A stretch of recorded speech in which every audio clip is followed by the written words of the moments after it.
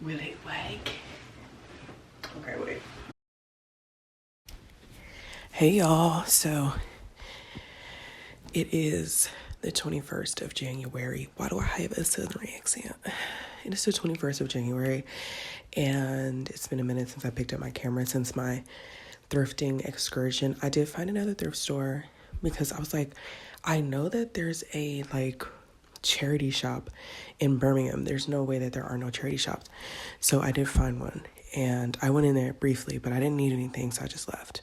But anyways, this is going to be my reading corner because this is naturally my reading corner. This is where I do all my reading in my bed. So I'm just going to run through some of my favorite books of 2024. If you don't like this type of thing, you can skip through this. That's why I put the timestamps. I'm going to talk to you guys a little bit about best reads of 2024 and then what I have right now. So I don't know if I said this on camera, but I tell people in real life all the time that I'm a paperless reader. So pretty much I just don't buy books. Like, I don't buy books. If I do buy, or if I do read a physical book, it is from a library. And even then that is very rare because I have my Kindle. And so because I've moved around quite a bit between college and now, I feel as if that is the best choice for me. I only use my Kindle, and that makes it a lot easier because a lot of these books are bad and I don't want to waste $15 to $20 on them. Like, y'all be going to Barnes & Noble going crazy. That is not the life that I want to live. So anyways, just make sure y'all follow me on Storygraph because I only use Storygraph. I do not use Goodreads. If you use Goodreads, no comment. Platform, and it is a Black female ran platform. So my goal was 35 books, and then I got peer pressured by one of my college friends who's also an avid reader to up it to 45, and part of me knew that wasn't going to happen. But anyway, so my stats for 2024, I read 38 books. My average time to finish was like a week and a couple of days, so 10 days, and I read around 10,000 pages in an average of like 8 hours. So I'm just going to go to my top 5 because I can sit and talk about my stats forever. Surprisingly, I read a lot of romance. I feel like that is something that is new, probably a year or so. I got my Kindle when I graduated college, and as a graduation gift. So I kind of like the first book I believe I ever read on there was Bunny. And that was crazy. That took me so long to finish. But I'm just going to go to my, why don't we, instead of 5-star, let's be different. Let's do 4-star reads. Okay. So, an author that I love, her name is Lucy Bexell, I say Bexell. Do you guys pronounce people's names wrong because you never heard them? Lucy Bexley, and she's an independent author and published. I think I don't know if she's self-published. I don't know, but I really love her books, and all of her books are either a 4 or a 5. Well, there was one book that was a 3, but I'm not even going to go into that. So I would say for the month of November, the book that I enjoyed the most was The Necessary Hunger. And in my previous vlog, I was like, this Necessary Hunger? Like, no, it's The Necessary Hunger. And it was actually almost 400 pages. My average is between like 300 to 400. And I never get quite past 400 because, I don't know, I just don't pick books that are that long. But The Necessary Hunger was so good. I really highly recommend it if you like things that are kind of dated back. I like to read stuff that is not really new because I don't find it interesting to read things that I am going through, if that makes sense. Like stuff that's happening in this time period, I don't want to know about because I already know about it. And so I had 7 books with 4-star. That is a high rating. There was this book, something about her. I I truly cannot tell you what it's about right now, but that was good too. Now let's go to 5-star reads. For 2024, I only had 3 5-star reads. So let's get into that. So, Pages for You by Sylvia Brownrigg. That book was so good. It was kind of very prose heavy, and personally my writing style is very prose heavy.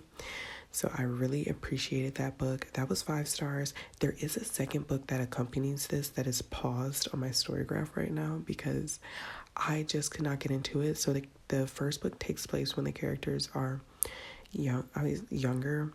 And then the second book is when they're full adults. They have like families and they have like a whole life situation going on. The second book was Deanna Gray's Outdrawn.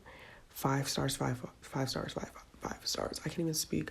5 stars, y'all. Like, this book was so good. Like, I was reading it, woke up reading it, going to sleep reading it at lunch, reading it, at work when I had time. Like, it was so good. And it was only 300 pages, but I stretched that book out. Like, I stretched that book out so far. You would have thought it was 600 pages. Like, I did not want that book to end. It was so good. It was so deep and so detailed, and I feel like the characters really were real. You know what I mean? And finally, This Ravenous Fate, which I finished before Halloween, which is like the perfect book for that time. And that is the first book. So that is by Haley Dennings, and she is actively working through, I believe, with her editor, the second book, and that was 454 pages. That is crazy. I felt all 400 of those pages. So going on to the books on my Kindle, and yes, I say books plural because I read 2 to 5 books at one time. Last night I was reading Zombie by Oz.productions, and I love this book. I've been taking my time with it. I think I have to see when I downloaded it. So if I see when I downloaded it, that is most likely when I started it. So I will have to compare that to now. I think it's been 2 months since I've been reading this book, and I'm only 55% of the way through now. The book that I just recently finished, coupled with Love and Sports Ball, is A Touch of Gin by Beth Morgan. And this book was so just weird. I don't know how to explain it. Like, this book was so... If you like Bunny by Mona Awad, like, you would probably really enjoy this. What do you want to say to the people of my YouTube channel? Be authentic. I love that. That's good advice. That's really good advice. So you got candy. You match. This is my new addiction. What is this? Show the camera. Jellies, gummy bears, Okay. What else did you get? crisps. Okay, you like the sweets, Thai, chili. I just want to try it out. I don't know if I'll like it. Okay, so definitely what's the love it. rating of that, the gummy bears? 11/10. Here we go.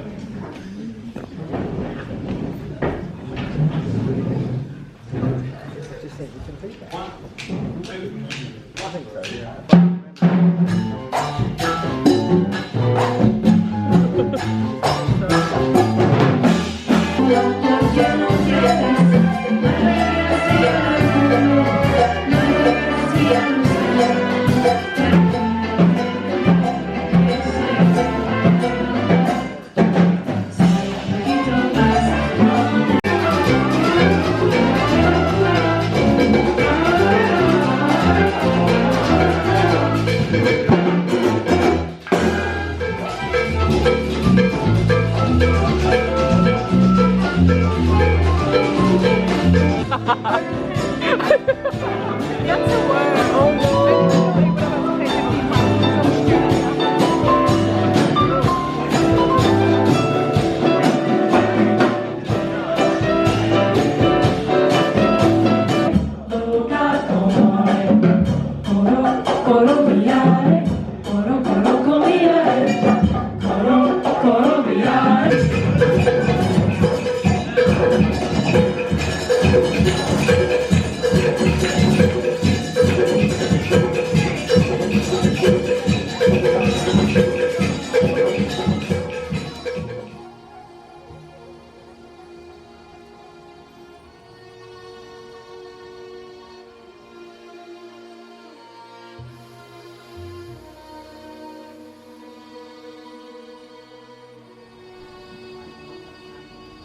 yourself. Big up friend Irie.